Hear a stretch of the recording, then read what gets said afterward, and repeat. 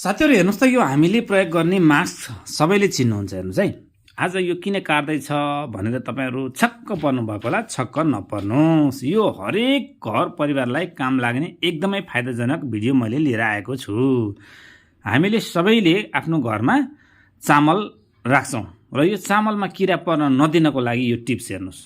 चामल केलाएर खानाको लागि पकाउनको लागि तयार गरेर राखेको भाँडामा यहाँ मैले देखाए जस्तै गरेर मास्क एउटा काट्नुहोस् र त्यसमा तपाईँले राख्नुपर्ने चाहिँ 5-7वटा ल्वाङ अनि सुक्खा अदुवा, सुट्ठो भन्छ त्यसलाई, सुकेको अदुवा हेर्नुहोस् है, 1 टुक्रा, अनि 1 चम्चा खोर्सानी र 1 चम्चा हाम्रो घरमा भएको चियापत्ती।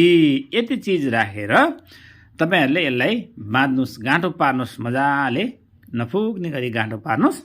अनि त्यस पछाडि तपाईँहरूले जुन केलाएर खानाको लागि पकाउनको लागि तयार गरिएको चामलमा भाँडामा राखिदिनुहोस्। यो राख्नुभयो भने चामलमा किरा पर्दैन। हेर्नुहोस् साथीहरू है, धेरै मात्रामा चाहिँ लोकल चामलमा, जुन लोकल मिलमा कुटिएको चामलमा चाहिँ किरा पर्छ। यसरी राख्नुभयो भने किरा पर्न दिँदैन। यो हरेक घर परिवारमा हुन्छ चामल, प्रयोग गरेर हेर्नुहोस्, थाहा पाइ।